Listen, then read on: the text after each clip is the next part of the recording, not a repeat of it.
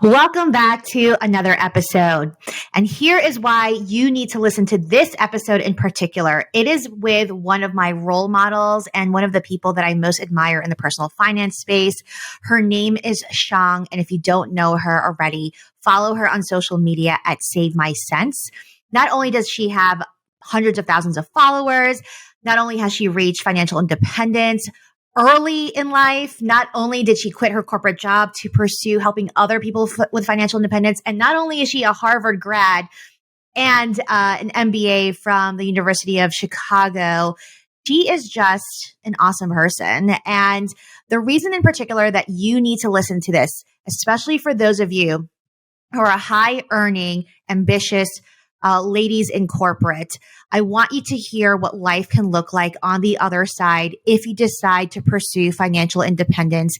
And if you're not afraid of the word frugal. One of the things that I love about Shang is that she is not shy about being frugal. She's not ashamed of it. She actually makes it sound fun and exciting. And she is just really down to earth and is a huge proponent of mental health. So if you are a lady who has earned some good money in your life, are looking to think about what financial independence can really feel like on the other side of corporate life, and if you are a strong advocate of mental health as well as financial health, this episode is for you. Let's listen in. Welcome to Crush Your Money Goals, where we dive deep into all things money as your 2 millionaire mentors. I'm Bernadette Joy. And I'm Stephanie Gonzalez. This season, we're shifting gears and focusing on something that affects us all, quitting with confidence. From financial habits to career transitions, we're here to guide you through the journey of taking charge of your finances and pursuing your dreams fearlessly. Tune in every week as we share tips, stories, and expert insights to help you crush your money goals and embrace change with open arms. Welcome to Season 7, Quit with Conviction. I have to confess, y'all, that I am definitely fangirling right now. I totally am right now. So I haven't said this to her. This is the first time we're meeting in person. Yes. So we are recording live from Women in Money at FinCon in Orange County. And we had an opportunity to meet with Shang, who has really inspired me in my journey for the last couple of years, especially as an Asian American woman, but also because she is so transparent and honest about the cross-section between mental health and wealth. And so we asked her to come and share more of her wisdom with us. And so welcome to the podcast. Oh my gosh, this is so exciting to be here. All right. Y'all can't see, but I'm sweating and like blushing right now. So we're going to turn it over and talk more about her. So I would love for you to share with our audience who you are and share more about why you started Save My Sense. Okay, sure. My name is Shang from Save My Sense. And I started this originally as a blog when I came out of stealth mode and I realized I became work optional at age 31. Wow. And I had no idea that you could write about it because I was so ashamed of all those years that I worked towards early retirement. But I realized I can change people's lives by changing the way they approach money. And that's powerful. And I really wanted to use my knowledge for good. And that's how we got started back in 2016, just shouting into the void of the internet, hoping someone hears me, and somehow luck had it one way or another, and I began to grow on Instagram. I love that. And I have to say, I didn't find you until the pandemic, as I think a lot of personal finance kind of blew up during the pandemic. And so the fact that you've been doing this since 2016, like you're kind of an OG in this, because a lot of people started like kind of recently in the last couple of years. And so I would say that's a really brave thing to do in 2016 when this wasn't as, popular as it is, I think, now. Did you find it to be difficult? I didn't realize that was the fact. I think my challenge to myself was I already was helping people through coaching. And I realized there were things that I said over and over and over to all of my coaching clients. I just wanted more people to hear about it. And at that time, Instagram was where most people were. So I was like, well, I don't understand Instagram, but I'll try it because who knows? So I love that. That's a clear example of motion over motivation, right? It's just like, I don't know what I'm doing, but we're going to try it and see what happens. Yeah. Right? And I think you always tell your audience, do it scared, right? So whether it's, a new skill, navigating your finances, figuring out how to navigate a conversation with, your significant other, right? A lot of these things are scary. Yes. And I think we have to acknowledge the fear that's in the room in most cases, but you do such a good job of giving practical advice. I'm a data-oriented person, and you come with a lot of data all the time. I love the way that you put charts together. A lot of data. I love it. Yeah. And so you kind of speak to my data heart when I look at your content. And I think that women need to be given a lot more credit that we can do hard things and complicated things and learn complex topics. And I don't think you shy away from that. And you do a really good service to your community. That's really awesome. Yeah. Thank you. So this season, Bernadette and I are focusing on the Women's Wealth Effect, which is the brand that I'm managing. And my thought around Women's Wealth Effect was more like an umbrella. So if you think about more money in the hands of women, not only impacts them personally, but it also helps to impact their community. Yes. And so we have 4 pillars this season that we're navigating through in different conversations. And we really wanted to talk to you about the intersection of money investing and mental health and, kind of bringing joy to the table. So give us some thoughts on your mind about joy and financial literacy. Yeah. I mean, let's start with my super frugal years that allow me to drastically lower my expenses while increasing my income, saving and investing, all of that, leading to early retirement. And people are like, you must be the most miserable person on earth. I was featured in the New York Post. I mean, they're very sensational. Yeah. And they branded me and a couple of other creators as the frugal cheapskates. And so frugality was regarded as a very negative context, and that if you're frugal, you're cheap, which means that you buy like stuff that falls apart and you're not generous. Far be it from the point. So my husband and I lived off of maybe 20% of our gross income, and then, take away taxes and all that. We tithed 10% of our gross income. So half of our expenses, the equivalent of that, already went out to charity. So I was like,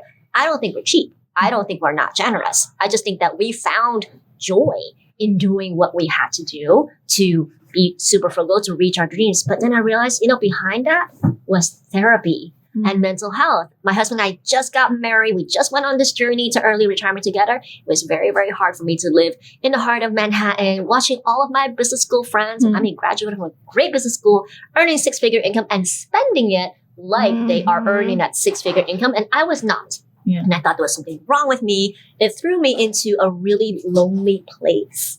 And it wasn't until I went to therapy, worked on my imposter syndrome, worked on my feelings of inadequacy and loneliness, and I realized, hey, once my mental health got strong, so did my approach to everything towards my career, my success, and my money. And that's when I made a connection. People talk about money, usually in numbers. And people will acknowledge emotions now as well. I'm really glad more people are talking about that. But very rarely have people actually made that really strong connection between there's mental health, and when you work on mental health, you find financial wealth. No, I think that's really, really well said. I mean, our journey as a couple, myself and Joseph, started with us going to couples therapy and then realizing that we ultimately put our first budget together and we're able to have all these conversations about our dream life. But we had to address things for us mentally as individuals and as a couple to ultimately get to that next point of being able to enjoy what it was all for. Exactly. So it makes a lot of sense. Yeah. And I think I have to point this out that a lot of times the pushback I've gotten from people is like, oh, but you live in Charlotte, North Carolina. And so it's easier to be frugal there, whatever. And you're doing this in the middle of Manhattan, which is what actually drew me to your content in the first place. I was like, I would literally send it to my friends in New York, be like, look, she's doing it. Yeah. Yeah. Stop saying that you can't. In California. And now living in California. I'm still in an expensive place. I only save money on daycare, but housing and most other things are still quite expensive. But I think that goes to the point of so much of this is about the mindset of the circumstances that you've chosen versus using those circumstances as like a crutch or an excuse as to why you can't do things, which I really love. And that's always your message. Things are seasonal, right? Like there's a purpose and an intention behind the decisions that you guys made early on in your relationship and how you spent or what you chose to do or not to do. But it's seasonal if you really look at it from a longer term perspective. Yes, exactly. I love that. There's seasons for everything in life. Ta-da! If you like this content, please go ahead and check out my latest project. It's the Crush Your Money Goals book, and it will be available for purchase December, but now you can get it for pre-order and you can learn the 25 money habits that will help you save, invest, and plan for financial freedom the same way that I did and was able to retire by 40. Check it out at crushyourmoneygoals.com. So tell us a little bit about your current season, because you've made some big changes for yourself personally after moving to California and just moving forward with what you want to do with your purpose in life. Yeah. So at age 31, my husband and I had enough net worth to retire early for the two of us, but we wanted children. So we kept working, and unfortunately we went through infertility treatments and all of that. But we were blessed with two amazing, wonderful, beautiful boys who I love dearly. And then a few years later, we reached work optionality to fund the entire family. And that's when we really started, thinking about career and stuff. Then the breaking point was December 2022. Right after delivering my second child, I landed in the ICU for what we at the time didn't know what the heck it was. I just couldn't breathe. And I landed there. They're like, is it pulmonary embolism? But like the thing that Serena Williams had, or was it something else? Anyway, so that really like jolted me and was like, Shang, if you didn't have a lot of time left to live, do you still want to work that corporate job and just... Oh, wow. Yeah. And I was like, no, I'm ready. I'm ready to take that leap. So what's holding you back, right? Yeah. And like just do something that I love. So on June 1st, first day back from maternity leave, I gave my notice, said goodbye. And I'm like, look, it's an experiment. I don't know where life is going to take me. I don't know how long I have left to live. I'm not trying to be like morbid or anything. But in the meantime, let's try to change some lives. I was reading your blog post about this decision, and you gave yourself like a couple of years to try this out. And, this again is a little bit of like, put your toe in the water. You don't have to fully commit to this like monumental decision. Decisions can be changed. And I think we have to think about that too in the way we invest and what choices we make with our finances. But I like that you gave yourself 2 years to see what this was going to look like for you, and then decide, are you going to continue or navigate back maybe into Exactly. a corporate role? Yeah. I don't like to define myself by what I do. I know that I'm a person regardless of what I do. And I think that gives me the freedom to be like, you don't always have to be Shang of Save My Sense. You don't have to be that. You can be something else too. Yeah. Which I think is such a healthy perspective as a creator, because so many creators that I talk to, they get hung up by like, oh, I have to make this decision as though it's very permanent versus saying like, okay, let's see how it goes. And then at a certain point, I can like make another choice about that. And I think that's such a healthy approach from a mental health perspective, not just in, owning a business or content creation, but just like what other things, like you said, do you want to do in your life? But like, it doesn't have to be the permanent choice. Like you can also go back or you can pivot or, change things. And a lot of the messages that you have in your Instagram in particular is like those reminders. Like even for me, I consider myself to be somewhat, savvy when it comes to mental health stuff. But like every now and then, like she's a just when I reminder, need it, just when I need it, like whatever post will come up and like, okay, all right. I thought I was over that and I'm not. So, and I think, you're kind of you are a breath of fresh air when it comes to what we see on social, right? Like we need more joy. There's enough news about the doldrums of like the stock market is this or, debt that. I think you really approach most of your topics through like, how am I just bringing joy to my everyday interactions with maybe it's small tasks, maybe it's small things, but we need more of that. I'm just tired of the negativity. Well, and I think what's unique is that you specifically talk about joy that's not rooted in consumerism. Yeah. It's not go treat yourself and buy a purse. It's not go treat yourself. And like, you're very clear. Like, if you want to do that, go do that. That's fine. Right. But like, these are the choices that helped us get to where we are. And like, you do make it look fun. Like, I think, which is dancing in your reels these days, walking down your hallway. You dance too. I finally got a hallway for the first time in a place I live in. And that's like a big deal for me, is to live in a place with a hallway. Wait, so have you slid down with your socks yet? No. That's the floors are not that slippery. But yeah, having dedicated laundry, also amazing. So. Oh, yes. That's a lot of things that people outside of New York just do not understand that is such a privilege, right? Having laundry inside your unit, right? Yeah. Yeah. And I think that's the thing too. Like you are now getting to just enjoy little things because you just didn't have them before. But most of us take them very for granted, right? And it's like, woe is me. But I also think that if you can enjoy the little things, then you don't need a lot of spending to make yourself happy. Yeah. And the rule of fire is you kind of cannot suddenly inflate your expenses the moment you declare fire, because your net worth has to last. And the longer you keep your lifestyle inflation under control, the longer your net worth can feed you for the rest of your life. Yeah. And science proves that yes, with more money can come more enjoyment. That is proven. I'm not saying the money is a bad thing. With more spending comes more comforts and conveniences, but it is marginally decreasing.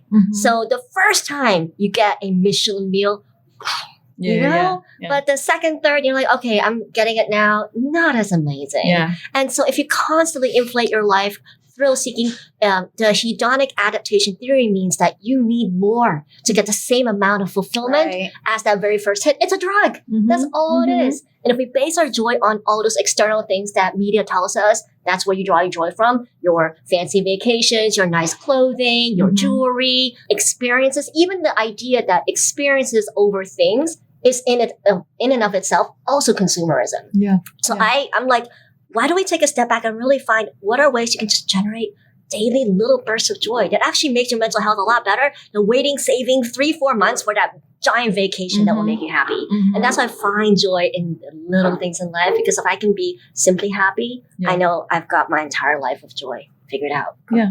Oh my God. Good point. I think that was a quotable for this podcast right there. So what is something that you won't compromise on when it comes to your mental health? And I've made this mistake before where I did. And now I know that the moment my mental health is wavering a little, I get myself to my therapist, who is amazing. I will get myself treated. I will take the space and time to work on my mental health. And I want to normalize that and make that as normal as us going to the doctor when we have a fever. Like, I wish we didn't think about mental health as, oh, there's something wrong with you. You were born weird. You're such a weirdo. Or like, you're broken because you have mental health issues. Or it's like a break glass situation. Like you have to wait until it's an absolute crisis to go, right? No. Can we talk about mental health like we're talking about the daily cold? Or like, sorry, the common cold, not the daily cold.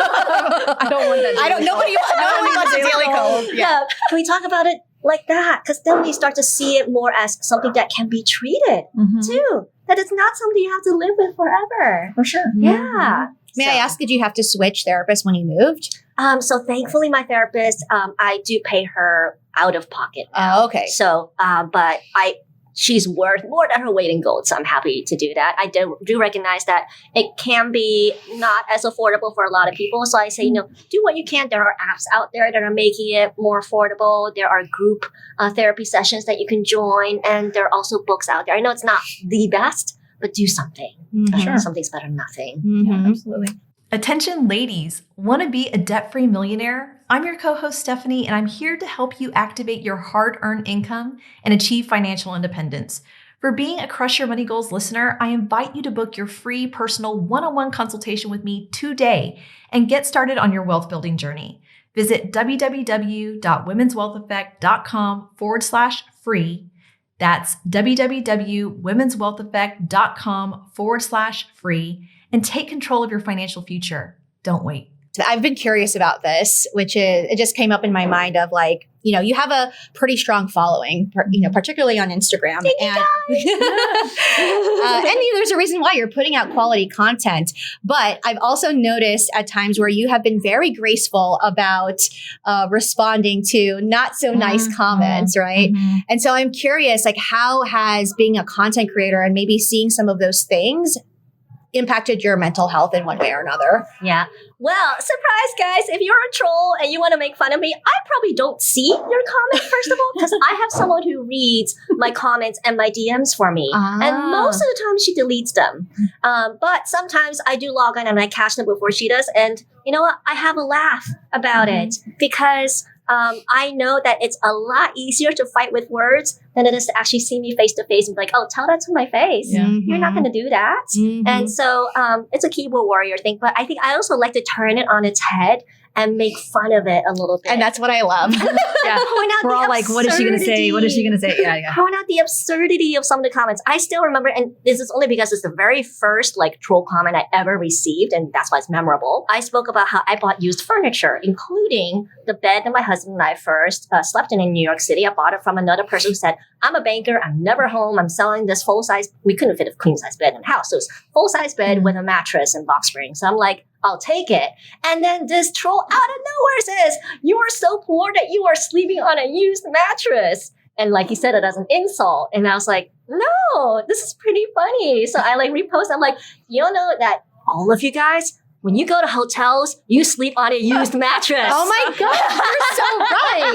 We all sleep on used mattresses. You just throw a bed sheet over and hope there are no bed bugs. So that was a really funny moment. Well, for any other content creators who are listening to this, like if you ever feel like that, because here's the thing, when you get to a certain level of a platform, inevitably there will be trolls. There's no scenario where everybody's going to like you. And as a woman, it's and just as a woman in general, right? Yeah. But I love that you do turn them on her head. And I'm always like giggling, like whenever she does post one of those, because I'm just like, first of all, the fact that they thought they could outsmart her is also laughable in of itself. I'm like, do you know who you're talking to? But I think aside from that, like the fact that you can laugh about it and that you can, like you said, turn it on its head shows like where your mental health, like you're not sacrificing your mental health for the sake of like pleasing these people who you know yourself. Yeah. You're comfortable in your own skin and you don't need anybody else's approval to, you know. The people whose opinions I do care about, they're in my life. And if they have feedback for me, I really listen to it. And most of them are very, very respectful when they give that feedback. Sure. I love that. Yeah. I also noticed that you have a milestone with Mr. Save My Sense coming up. 10 years married! Yay! Congratulations. 10 years. Does it feel like it's been 10 years? No. Really? Sometimes it feels longer, sometimes it feels shorter, depending on the mood. Tell our audience a little bit about, just some of the takeaways that you have navigating life and money with a significant other that has an opinion about it as well. Well, Mr. Save My Sense is actually the inspiration for Save My Sense. Sometimes I joke that this entire business is just a love letter to him. And that's because when we met in business school, and most people who go to our business school are extremely smart, very analytic, all about the numbers. And that was him. And he actually proposed the idea when we were getting engaged. He's like, what are your thoughts on learning to live off of the lower of our two incomes for the rest of our lives, such that if we are to have kids, and we were pretty clear we both wanted kids, that we wouldn't worry about balancing work and family, that either one of us, he didn't say which one because he was very open to it. He's like, either one of us could step away if we really needed to. And that's what led us to FIRE, because I didn't know anything about FIRE, the early retirement movement, nothing. We just were very frugal. And so he was the saver and I was the spender, although compared to most people, I'm not the spender.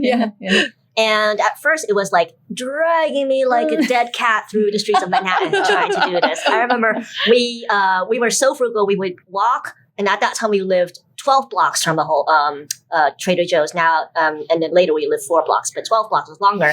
And we were both carrying at least 30 pounds of groceries in our hands. And it was 90 degrees that day. He's like, we're walking. I was like, no. And I cried the entire time behind him. So there were those moments. And I remember early on in the marriage, it was explosive. It was a lot of struggle. And I hated it because we were different people and we were different styles. So we didn't know how to communicate. But the only thing we leaned so hard on was we trusted each other that we had the same goals. We wanted the same things in life. We just lived them out to be very different. Even the way we packed up leftovers, he like does it one way. I'm like, I didn't do that. I do it this way. And I want to take over the leftover package. I'm like, no, this is how you package noodles. But to this day, I now have learned to laugh about our differences, appreciate it. I'm not here to try to change my husband, but I'm very grateful that we picked each other based on the shared vision and shared values, because that's the sticky glue that keeps us together. Absolutely. Yeah, that alignment is so incredibly important because life is going to happen. Things are going to come your way that you don't expect. And you have to have that foundation and that set of goals that will keep you grounded, that you're in it together, right? You're still holding hands throughout the process. I love that you're kind of sending these love letters to your husband. I think even this week you're like, this is just me just bragging about my husband is awesome. I'm like, I love that so much in the personal finance community as well, because a lot of, like you said, like a lot of the content is like, oh, investing and like saving money or whatever. But like you have a very holistic approach about this is like life, right? And that includes love and that includes marriage, and you're very honest about like, it's not all roses all the time. So you have some exciting next things going on. Would you like to share with the audience what you have coming up? I'm very excited to announce that in early 2025, I will have a book coming out on mental health and money, titled As Yet to Be Determined, because I keep rewriting it, but we'll see. It's amazing. If there's like 2 things that your audience takes away from the book, what do you hope to accomplish? Yeah. I mean, the book really is about, first, like I want people to see themselves in the things that I'm going to share in there, and realize that everybody has that very personal money story, and how you grew up with it, what influenced it, those original demons, super valid. There's nothing wrong with you. That's part of you. And then we're going to work through that. Yeah. And make your next level, your next era even better. But we're not going to hate on the past. Some people feel like they were very dismissed by some other personal writers, very judged for what they've done. Sure. I'm like, there are really valid reasons, and it's your story. Yeah. Yeah. Absolutely. I love that so much. And so if people want to find out more about you and the book, where could they find you? So I'm most active on Instagram, Save My Cents, cents as in the penny, and also on SaveMyCents.com. And I'm also starting a YouTube channel. So find me on YouTube. Hopefully I'll add some humor to your day. So. Oh my gosh, I can't wait for all of this content from you. So thank you so much for joining us. It was such an honor to have you. Absolutely. It's good getting to know you. Thanks for listening to this episode of the Crush Your Money Goals podcast. Please leave us a rating and review on Apple Podcasts or wherever you listen to this podcast. Your feedback helps us spread the wealth of knowledge to more women like you. And if you'd like to work with me to help you answer the important question, if I'm on track to retire, be sure to snag my free financial independence planner at womenswealtheffect.com/planner. And if you'd like to work with me to kickstart your financial freedom plan, you can grab the Cha-Ching Checklist, my free guide at crushyourmoneygoals.com/free guide. See you next time.